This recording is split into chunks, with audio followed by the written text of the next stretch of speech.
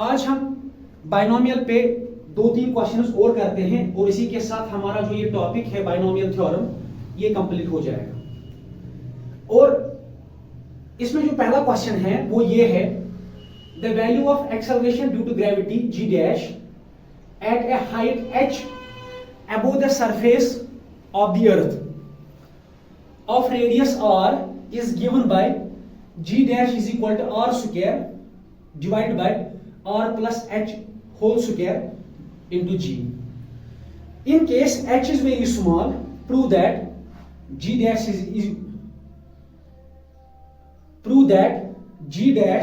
is equal to 1 minus 2h by r into g. इसका मतलब यह है कि एक्सेलरेशन ड्यू टू ग्रेविटी जो है, आपने पढ़ा होगा ये, अगर नहीं पढ़ा है तो 11th में हम ग्रेविटेशन के चैप्टर में ये पढ़ेंगे एक्सेलरेशन ड्यू टू ग्रेविटी, लेकिन हम यहां इस पर बहस नहीं करेंगे, ठीक है, और हमें करनी भी नहीं है। एक्सेलरेशन ड्यू टू ग्रेविटी जो है जी डैश, ठीक है, ये बराबर होता है किसको, r square divided by are plus h square into g. ये एक्सेलरेशन ड्यू टू ग्रेविटी की वैल्यू होती है। अब सवाल कहता है अगर हम मानेंगे h जो है बहुत छोटा है, ठीक है, h बहुत ज्यादा छोटा है r से, तो आप साबित करके दे दो उस वक्त g डैश की वैल्यू इतनी हो जाती है। समझ में आया? g डैश जो है यानी एक्सेलरेशन ड्यू टू ग्रेविटी जो है उसकी वैल्यू इतनी होती है। लेकिन अगर हम ये मानेंगे कि h जो है बहुत छोटा है, तब g डैश की वैल्यू इतनी हो जाती है। ये आप साबित करके दे दो। असल में इतनी वैल्यू होती है, लेकिन अगर h को बहुत छोटा मानेंगे तब g डैश इसके बराबर होता है। ये हमें प्रूव करके देना है, ठीक है। अच्छा, g क्या है? Acceleration to gravity. r क्या है? ये रेडियस है जमीन की। h क्या है? h है हाइट। मिसाल मान लीजिए ये जमीन है, ये इसका रेडियस है, ठीक है। यहां पे हम किसी हाइट पर जमीन की सरफेस से यहां तक, ये मान लीजिए h हाइट है, ठीक है। यहां पे जो एक्सेलरेशन ड्यू टू ग्रेविटी की वैल्यू है वो इतनी है। किसी हाइट पर ये जमीन की सरफेस है, जमीन की सरफेस से ऊपर थोड़ा सा, कितनी हाइट पर? h हाइट पर, ठीक है। ये जमीन की सरफेस है, इससे थोड़ा ऊपर यहां तक, ठीक है। यहां पर जो एक्सेलरेशन ड्यू टू ग्रेविटी की वैल्यू होती है वो ये होती है। समझ में आया? इस हाइट पर अगर हम h को बहुत छोटा मानेंगे, बहुत छोटा, तब ये g की वैल्यू जो है ये हो जाती है। समझ में आया? और होता है रेडियस, h कुछ हाइट है जमीन की सरफेस से ऊपर, ये यहां तक, ठीक है। ये हाइट है h और ये रेडियस है। जमीन की सरफेस से हम थोड़ा सा ऊपर अगर जाएंगे यहां तक, यहां पे g की वैल्यू इतनी होती है। समझ में आया? और हमें साबित करना है अगर h यानी जो हाइट है अगर ये बहुत छोटी है, फिर g की वैल्यू इतनी हो जाती है, ठीक है। इसको हम सॉल्व कैसे करते हैं? बाइनोमियल से, ठीक है। हम इसको बाइनोमियल से सॉल्व करते हैं। बाइनोमियल भी कौन सी यूज करेंगे? सिंपल वाली बाइनोमियल 1 प्लस nx, ठीक है। वो सिंपल बाइनोमियल बनाने के लिए हम थोड़ा सा इसमें अरेंजमेंट करते हैं। देखो क्या करते हैं, ये सॉल्यूशन हो गया।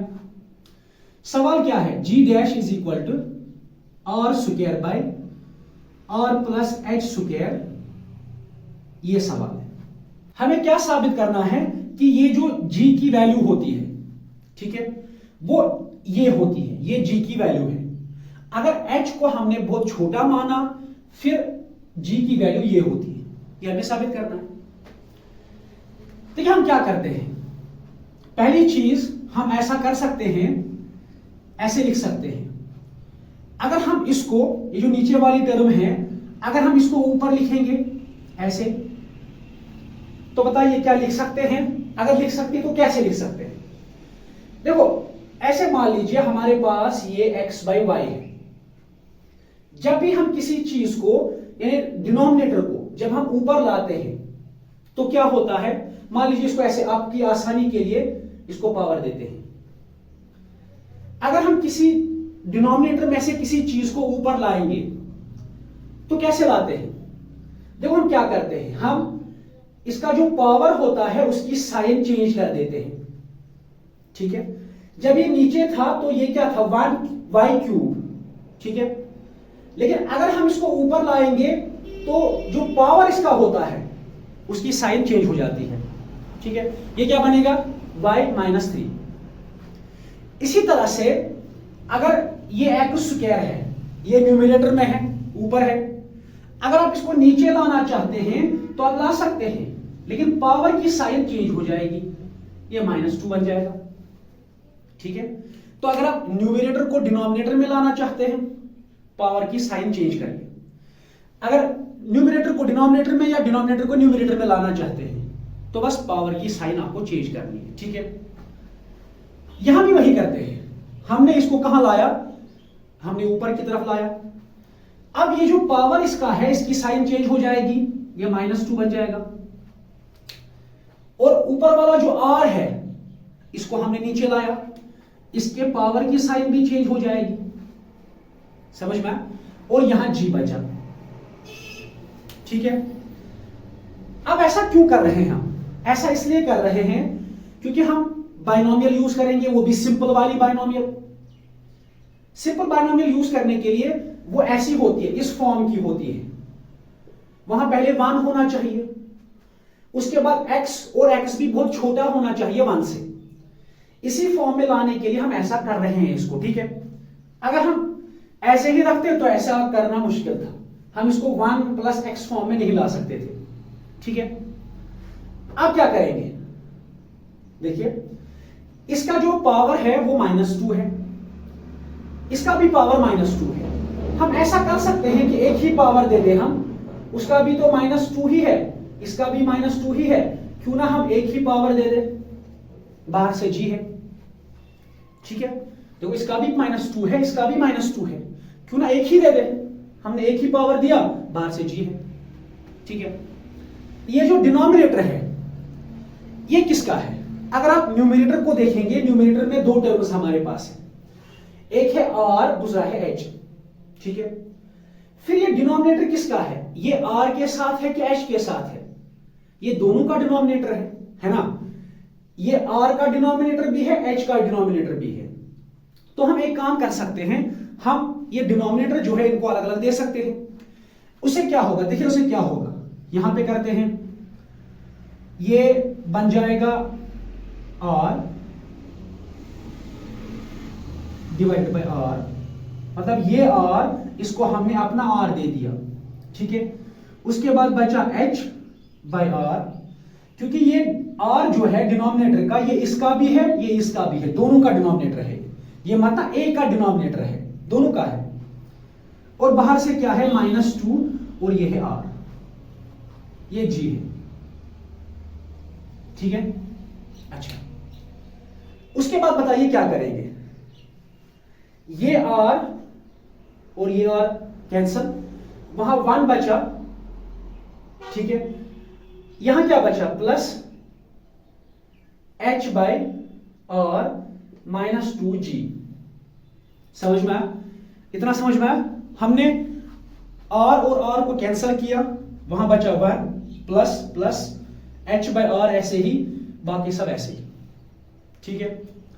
वो सिंपल बाइनोमियल यूज करने के लिए इसको इस फॉर्म में होना चाहिए, ठीक है। अगर ये इस फॉर्म में आ गया तो हम सिंपल बाइनोमियल यूज कर सकते हैं। यहां पहले 1 होता है, यहां भी 1 है, यहां फिर x होना चाहिए, मान लीजिए ये x है, लेकिन x के लिए शर्त क्या है, x बहुत छोटा होना चाहिए 1 से, है ना। अब देख लीजिए ये h क्या है, ये h बहुत छोटा है, क्योंकि सवाल वही से बोलता है, ये बहुत छोटा है। r क्या है, r रेडियस होता है, और रेडियस तो बहुत बड़ा है अर्थ का, ठीक है। तो बहुत छोटी चीज है h, बहुत बड़ी चीज है r, ठीक है। आप छोटी चीज को बड़ी चीज से डिवाइड कर लीजिए, वो 1 से बहुत छोटा आता है, समझ में आया? वही तो हम चाहते थे कि यहां जो टर्म आ जाए वो 1 से बहुत छोटी आ जाए, ठीक है। आ गई, समझ में आया? देखो h क्या है, h बहुत छोटी हाइट है, क्योंकि सवाल ने वही से बता दिया, in case h is very small, अगर ये छोटी चीज है, नीचे क्या है, रेडियस, ये बहुत बड़ी चीज है, तो छोटी चीज को बड़ी से डिवाइड करना है। जब आप किसी छोटी चीज को बड़ी चीज से डिवाइड करते हैं, छोटे नंबर को बड़े नंबर से डिवाइड करते हैं, आंसर हमेशा 1 से छोटा आता है। ठीक है, तो ये वाली टर्म क्या है, ये 1 से बहुत छोटी है। तो आ गई हमारी बाइनोमियल फॉर्म 1 और x क्या है, 1 से छोटी है। हम बाइनोमियल को यूज कर सकते हैं क्योंकि हमारे पास 1 है और हमारे पास x भी है, और ये x भी कैसा है, 1 से बहुत छोटा। समझ में आया? इसका मतलब अब हम बाइनोमियल को यूज कर सकते हैं। 1 प्लस एक्स, बाहर इंडेक्स है, यहां इंडेक्स है। अब आप आसानी से बाइनोमियल को यूज कर सकते हो। समझ में आया? क्योंकि 1 plus x raised power n आपके पास बाइनोमियल फॉर्म आ गई। अगर आपसे किसी ने पूछा ये क्यों 1 से बहुत छोटा है, क्योंकि h जो है छोटी हाइट है और बहुत बड़ा रेडियस है। ठीक है, अगर आप छोटे नंबर को बड़े नंबर से डिवाइड करते हैं तो नंबर हमेशा 1 से बहुत छोटा आता है। ठीक है, इसका मतलब ये 1 से बहुत छोटा है, आ गया ना इस फॉर्म का। ठीक है, अब कर लो बाइनोमियल यूज। ठीक है, बाइनोमियल कैसे यूज करते हैं, ऐसे, ये क्या बनेगा, 1 प्लस x होता है ना, तो बाइनोमियल कैसे यूज करते हैं, 1 प्लस nx, यहां n के बदले क्या है, -2, ये आ गया -2, x के बदले क्या है, ये h/r, और बाहर से क्या है, g है। ठीक है, अगर आप इसको फिर से थोड़ा सा सॉल्व करेंगे तो कैसा बनेगा, 1 plus minus 1 plus minus 2h/r, और बाहर से g है। यही तो दिखाना था। समझ में आया? इस तरह से सवाल किया जाता है। तो आपने क्या करना है, हमने पहले सवाल अपना लिया, ठीक है, उसके बाद इसको हमने इन्वर्स किया, उल्टा कर दिया, इसको ऊपर ले गए, उसको नीचे लाए। ठीक है, उसके बाद क्या किया, जब हम किसी न्यूमरेटर को डिनोमिनेटर में लाते हैं या डिनोमिनेटर को न्यूमरेटर में लाते हैं तो पावर की साइन चेंज होती है। ये 2 था, हमने -2 बना दिया। ठीक है, तो पावर की जो साइन है वो चेंज हो गई। दोनों का पावर -2 था, ठीक है, हमने एक ही बार लिखा बाहर, ब्रैकेट के बाहर। ठीक है, उसके बाद क्या कर दिया हमने, ये डिनोमिनेटर जो है दोनों को अलग अलग दिया, दे सकते हैं। ये क्या हो गया, 1। अच्छा, उसके बाद ये बचा, बाकी सब ऐसे। उसके बाद मैंने ये बता दिया कि ये 1 है, ये 1 है, ये जो है, ठीक है, ये बहुत छोटी टर्म है, 1 से छोटी, क्योंकि ऊपर हाइट छोटी है, नीचे रेडियस बड़ा है, छोटे को बड़े से डिवाइड कर लो, 1 से छोटा आता है। ये 1 से छोटा है, इसीलिए 1 plus x raised power n, ये बाइनोमियल थ्योरम बन गई। कौन सी बाइनोमियल थ्योरम, सिंपल वाली, 1 प्लस nx। तो इसके बदले हम क्या लिखेंगे, 1 plus nx using binomial theorem. ठीक है, 1 प्लस n क्या है, -2, और ये क्या है, x। 1 प्लस nx, बाहर से g है, 1 अपनी जगह, प्लस माइनस माइनस होता है, ये क्या बच गया, 2h/r, और बाहर से g है। यही तो साबित करना था, इसके बराबर होता है g'। समझ में, लिखो इसको। उसके बाद एक और सवाल करते हैं बाइनोमियल पे, वो है simplify e is equal to a into 1 plus delta t/t raised power 4 - 1 where delta t is very small as compare to t। ये जो where delta t is very small as compare to t, इसके साथ हमारा सवाल जो है खुद ही solve हो गया। देखिए, हम इसको बाइनोमियल से सॉल्व करना चाहते हैं। अब इसको देख लीजिए, ये 1 प्लस डेल्टा t/t, हम किस बाइनोमियल से इसको सॉल्व करना चाहते हैं, सिंपल वाली बाइनोमियल से। उसके लिए आपके पास कैसी एक्सप्रेशन होनी चाहिए, इस तरह की, 1 प्लस एक्स। ठीक है, और ये x जो है ये 1 से छोटा होना चाहिए। अब यहां देख लीजिए, 1 तो है, प्लस भी है, और ये मान लीजिए ये x है, मगर x कैसा होना चाहिए, 1 से बहुत छोटा। क्या ये 1 से बहुत छोटा है? हाँ है। क्यों? क्योंकि डेल्टा t जो है, सवाल वही से बोलता है ये छोटा है। अगर ये t से छोटा है, अब छोटे नंबर को बड़े नंबर से डिवाइड कर लो, वो हमेशा 1 से छोटा ही आता है। इसका मतलब ये छोटा है 1 से, तो आ गई binomial theorem, 1 plus x rays power m। तो कर लो सॉल्व, इसको हो गया बाइनोमियल से। कैसे करेंगे? e या यूजिंग बाइनोमियल थ्योरम। कैसे बनेगा? e is equal to a, इसको कुछ नहीं करना, बाइनोमियल तो इस पर लग जाएगा, बाकी सब ऐसे ही रखो, जहां बाइनोमियल लगता है वहां पर लगाओ। ये क्या बनेगा? 1 प्लस x है ना, इसकी बाइनोमियल फॉर्म क्या है? 1 प्लस nx। 1 प्लस n क्या है? 4, और x क्या है? Delta t by T. ठीक है, बाहर क्या बचता है? -1। इस तरह से सॉल्व हो जाता है। ये +1 है, ये -1 है, कट हो जाएंगे। अब बताओ e कितना आएगा? a कितना बनेगा? 4 डेल्टा t बाई टी, ये बीच में मल्टीप्लाई है, ये +1 और -1 कट, वहां क्या बचा? 4 डेल्टा t बाई टी। ठीक है, या इसको ऐसे भी लिख सकते हैं, 4a delta t by T. ये आंसर आ गया, समझ में? लिखो इसको। चलिए उसके बाद एक और सवाल करते हैं, इनफैक्ट आखिरी सवाल करते हैं बाइनोमियल टॉपिक पे, इसके बाद हमारी बाइनोमियल जो है कंप्लीट हो जाएगी। Expect the binomial 1 minus 3x raise power 5 up to the terms having x raise power 3। ठीक है, हमें इस बाइनोमियल को सॉल्व करना है। ठीक है, लेकिन सॉल्व जब आप करोगे इसको, तो आपके पास आंसर में x रेज़ पावर 3 टर्म भी आनी चाहिए। ठीक है, मिसाल मान लीजिए अगर आपने 1 प्लस nx बाइनोमियल यूज की, आपने आंसर निकाला, वहां आंसर में x³ वाली टर्म नहीं आ गई। ठीक है, इस तरह से देखिए, आपने 1 प्लस nx यूज की, ये पहली टर्म होती है, ये दूसरी टर्म होती है, हम इसमें तीसरी और चौथी टर्म यूज नहीं करते, याद है?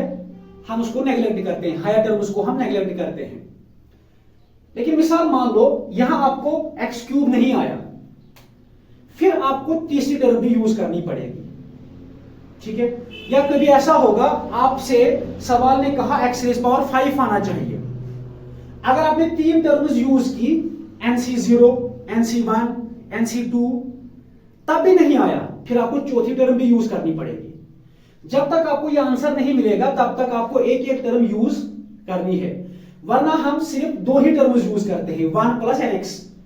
ठीक है, लेकिन जब आपको आंसर नहीं मिलेगा तब आपको तीसरी टर्म को यूज करनी है। देखिए कैसे, इसको सॉल्व कर लेते हैं। ये क्या है? 1 माइनस 3x रेज़ पावर 5। ठीक है, ये बाइनोमियल है ना, इसमें हम सिंपल बाइनोमियल यूज नहीं करेंगे, क्योंकि हमें नहीं पता कि ये 1 से छोटा है कि नहीं है। समझ में? हम वो वाली बाइनोमियल यूज करेंगे जो हम यूज करते हैं, 1 माइनस एक्स या 1 प्लस एक्स वाली, 1 माइनस एक्स या 1 प्लस एक्स वाली बाइनोमियल जो है वो यूज करेंगे। ठीक है, चलिए 1 माइनस 3x 5। ठीक है, अब मैंने आपको कहा था जब इस तरह की माइनस वाली बाइनोमियल आपको मिलेगी तो आपको इसके बाद क्या लिखना है? 1 माइनस nx। ठीक है, चलिए हम ऐसे नहीं करते हैं, हम इसको बड़ी बाइनोमियल से सॉल्व करते हैं, क्योंकि माइनस वाली बाइनोमियल मैंने दिखाया ही नहीं है और हमें यूज भी नहीं करनी होती है। लेकिन हम आपको एक सवाल मैं दिखाता हूं, लेकिन मैं फिर भी एक सवाल दिखाता हूं, आपको थोड़ा समझ आ जाएगा। मैंने कहा था जब भी माइनस बीच में आएगा तो आप इसको कैसे सॉल्व करेंगे? ऐसे 1 प्लस -3, ऐसे आप इसको सॉल्व करेंगे। याद है मैंने कहा था जब भी आपको कभी ये माइनस मिलेगा, माइनस, ठीक है, तब आपने क्या करना है? आपने यहां पे प्लस लगाना है और माइनस किसके साथ रखना है? 3x के साथ। समझ में? याद है मैंने कहा था बाइनोमियल असल में ऐसे होती है, लेकिन अगर आपको कभी ऐसे मिली तो आप क्या करोगे, आप इसको ऐसे लिखोगे प्लस ये माइनस किसके साथ रखोगे, बी के साथ। समझ में आया? तो जहां जहां आप बी लिखते थे अब आपको वहां माइनस बी लिखना है और कुछ नहीं करना है।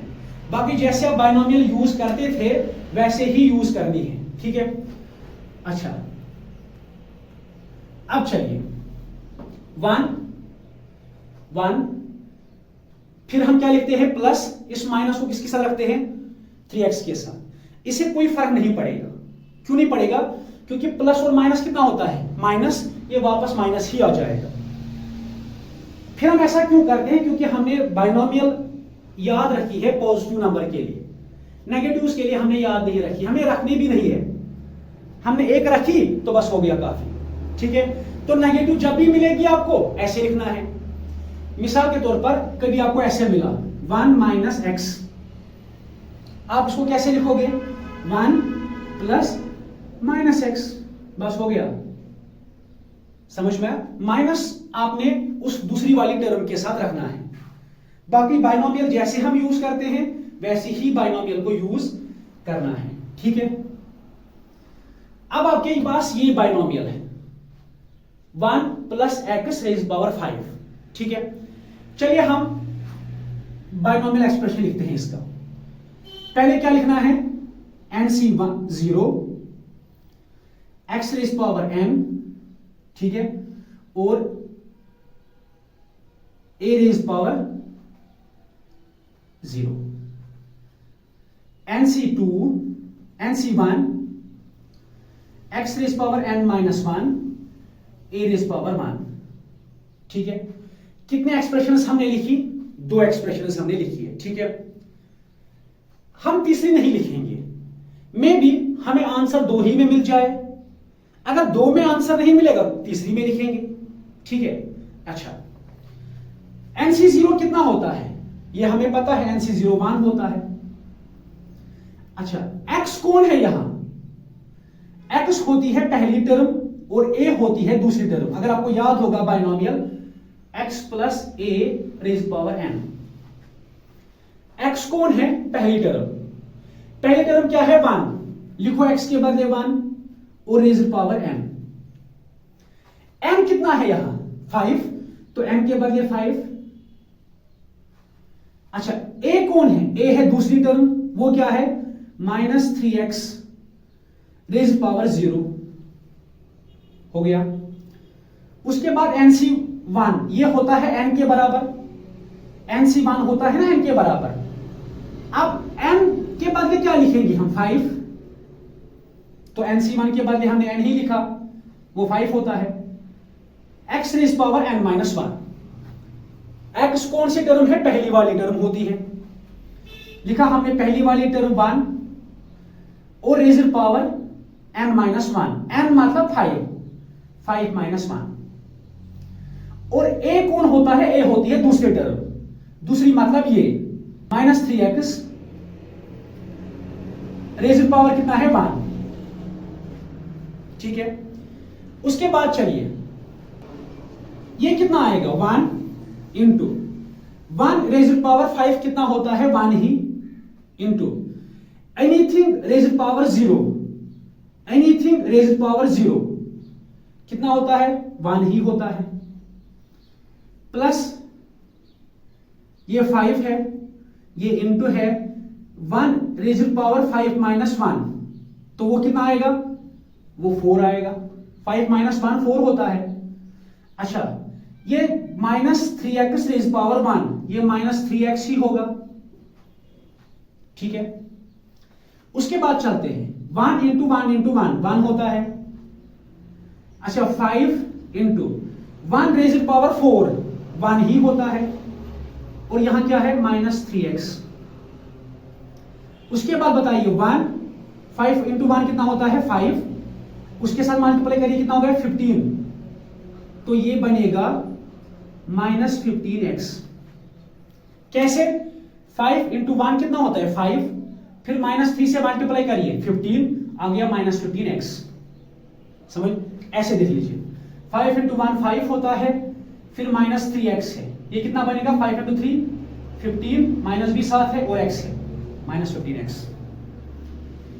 अच्छा, उसके बाद क्या करेंगे, 1 अपनी जगह प्लस माइनस माइनस 15x, ये आ गया इसका आंसर। लेकिन इस आंसर में प्रॉब्लम है, हमें इस सवाल में क्या बोला, आंसर में x रेज पावर क्यूब जरूरी होना चाहिए, यहां तो है ही नहीं, यहां तो 15x है। समझ में आया? इसका मतलब क्या है, हमें एक और टर्म यूज करनी पड़ेगी। हमने 2 ही किए, 2 का आंसर ये आ गया। अब चलिए तीसरी करते हैं, NC2 x raise power n-2 a raise power 2। ठीक है, इसको भी सॉल्व करते हैं। अच्छा, NC2 कितना होता है, NC2 होता है n into n-1 divided by 2।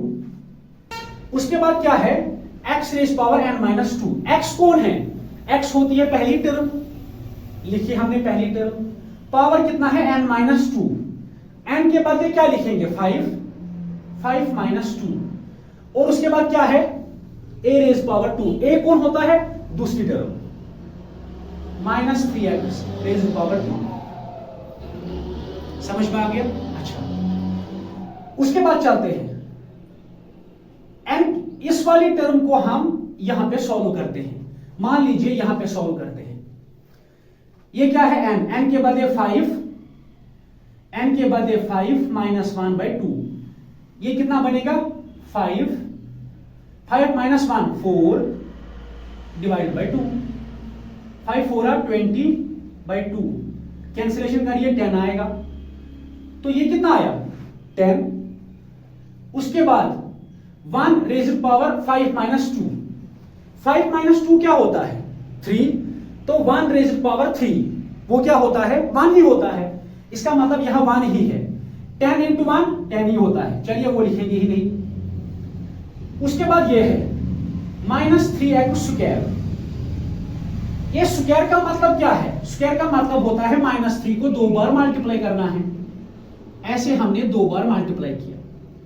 3 into 3 9, minus into minus plus, x into x x square, तो कितना आ गया प्लस 9x स्क्वायर। ठीक है, फिर इन 2 को मल्टीप्लाई करिए क्योंकि ये मल्टीप्लाई में है, कितना आएगा 10 इंटू 9 हो गया 90x स्क्वायर। समझ में आ गया? अच्छा, इसका मतलब तीसरी टर्म आ गई 90x स्क्वायर। ठीक है ना? अभी भी हमारा आंसर जो है कंप्लीट नहीं है, बताओ क्यों? क्योंकि अभी x स्क्वायर ही आ गया है, हमें क्या लाना है x क्यूब। इसका मतलब हमें 3 टर्म्स नहीं, हमें चौथी टर्म भी यूज करनी पड़ेगी। समझ में आया? चलिए हम चौथी टर्म भी यूज करते हैं, पहले इसको लिख लीजिए।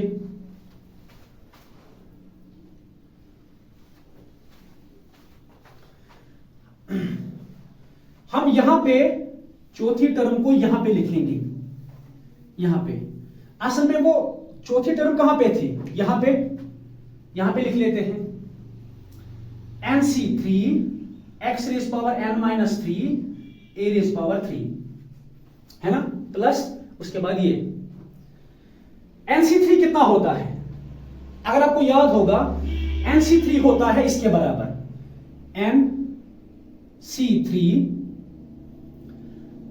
किसके बराबर होता है, n into n-1 into n-2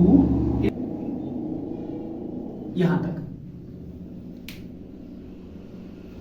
याद है हमने NC3 किया था, NC3 इसके बराबर होता है। हम NC3 को सॉल्व कर लेते हैं। NC3 इसके बराबर होता है, इसी को पहले सॉल्व कर लेते हैं। n के बदले क्या देना है, n के बदले 5 है, क्योंकि इस जो सवाल हमारा है उसका इंडेक्स कितना है 5, n के बदले 5, ये n इसके बदले 5, इसके बदले 5, फिर नीचे 6 है। अब बताओगे मैंने ये कहां से लाया, ये हमने किया था NC3 सॉल्व। देखो हमने यहां तक यूज की थी बाइनोमियल, लेकिन आंसर में सिर्फ x स्क्वायर आ गया, इसीलिए हमें मजबूरन एक और टर्म इसमें लानी पड़ी, इसको भी सॉल्व करना पड़ेगा ताकि हमें x क्यूब मिले। अच्छा, चौथी टर्म क्या हमने यूज की, NC3। ये पहले हम इसको सॉल्व करते हैं। NC3 बराबर होता है इसके, तो दे दीजिए n के बदले 5 वैल्यू, ठीक है। ये कितना बनेगा, 5, 5 माइनस 1 4, 5 माइनस 2 3 डिवाइड बाई 6। समझ में आया? अच्छा, मल्टीप्लाई कर लीजिए। 5 इंटू 4 20 इंटू 3 60, 6 इंटू 1 6 इंटू 10। तो NC3 कितना आ गया, NC3 आ गया 6 या 10, NC3 आ गया 10, ठीक है। तो हमने यहां कहां लिखेंगे, यहां पे प्लस NC3 के बदले 10, उसके बाद x raise power n minus 3। ये x क्या है, x होती है पहली टर्म, मतलब 1 है ना। पहली टर्म क्या थी, 1, याद है? ऐसे ये सवाल था। x का मतलब पहली टर्म क्या है, 1 को पावर दे दो n माइनस 3, 1 को कुछ भी पावर दे दो वो 1 ही आ जाएगा। तो चलिए हम इसको छोड़ देते हैं, क्योंकि ये वैसे भी 1 आ जाएगा, छोड़िए। उसके बाद क्या बचा, a रेज पावर 3। a कौन है, a होता है ये दूसरी टर्म, हमने दिया इसके बदले माइनस 3x रेज पावर 3, क्योंकि a 3 है। इसके बाद इसको सॉल्व करते हैं। देखिए 10 जो है अपनी जगह ही रहेगा, 3x क्यूब है, इसका मतलब 3x को 3 बार मल्टीप्लाई करना है। क्यूब का मतलब माइनस 3x को 3 बार मल्टीप्लाई करना है। 3 इंटू 3 इंटू 3 कितना होता है, 27। Minus minus plus, plus minus minus, x into x into x कितना होता है, x क्यूब। तो कितना आ गया, minus 27x cube, minus 27x cube. अब 10 को माइनस 27 से मल्टीप्लाई करिए, कितना आएगा, प्लस माइनस माइनस, 10 27 270 और x क्यूब भी आएगा। इसका मतलब अब हमें लास्ट में 270x क्यूब भी आ गया। ये है हमारा आंसर। आ गए ना सवाल में या जवाब में x रेज पावर 3, यही तो हमें चाहिए था, x रेज पावर 3। याद रखा, ऐसे ये सवाल करने हैं। आपको क्या करना है, सिंपली आपको बाइनोमियल यूज करनी है। हम कितने टर्म्स यूज करेंगे वो मसला है, वो मैंने यहां पे सिखाया आपको। हमें आंसर में क्या चाहिए, x रेज पावर 3। हमने पहले 2 ही टर्म्स यूज की, लेकिन आंसर नहीं आया। फिर हमने तीसरी भी यूज की, आंसर तब भी नहीं आया। फिर हमने चौथी यूज की, फिर x क्यूब आ गया। समझ में आया? तो कितनी टर्म्स हम यूज करेंगे ये डिपेंड करता है हमारे आंसर पे, हमें क्या चाहिए। याद रखा। मिसाल मान लीजिए, अगर सवाल ऐसा बोलता कि आपको x स्क्वायर तक ही आंसर चाहिए, तो हम कितनी टर्म्स यूज करते, 3 ही, हम यहां तक इस आंसर को लिखते। अगर हमें सवाल बोलता आपको सिर्फ x ही चाहिए, तो फिर हम यहां तक ही आंसर लिखते, 2 ही टर्म्स यूज करते। समझ में? ऐसे बाइनोमियल किए जाते हैं। अब एक सवाल आप जो आप खुद करेंगे इसी पे, वो है a प्लस बी, नहीं, a minus b whole raise power 2, a minus b का होल स्क्वायर और a माइनस बी का होल क्यूब। ये 2 सवाल आपने खुद करने हैं, एक ये, ठीक है। आप मुझे ये बताइए, इसमें आप कितने टर्म्स यूज करेंगे। याद है हम कितने टर्म्स यूज करते हैं, पावर से एक ज्यादा। इसमें आपने पावर कितना है, 2, तो टर्म्स कितने यूज करनी है, 3। यहां कितने यूज करनी है, 4 टर्म्स, ठीक है। इनको आप करिए आराम से, अगर नहीं आया तो मैं फिर खुद दिखाऊंगा, ठीक है। ये आपका काम है। फिर सवाल है, अगर हम टर्म्स यूज करते हैं n+1, जितना पावर होता है उससे ज्यादा 1, फिर यहां तो पावर 5 था, हमने क्यों यूज नहीं किया, क्योंकि हमें मांगा ही गया था x रेज पावर 3, हमें यूज तो करनी थी 6, लेकिन सवाल ने वही से बोला उसने कि आप वहां मत जाइए, आप सिर्फ वहां तक जाइए जब आपको आंसर x रेज पावर 3 आएगा, वही रुकिए। वरना हमने कितने टर्म्स यूज करनी थी, 6, जितना पावर होता है उससे एक ज्यादा, ठीक है। अब आप ये कर लीजिए, यहां 3 टर्म्स यूज करनी है पावर से एक ज्यादा, यहां 4 करनी है, इनको निकाल के दीजिए, ठीक है। लिखो इसको।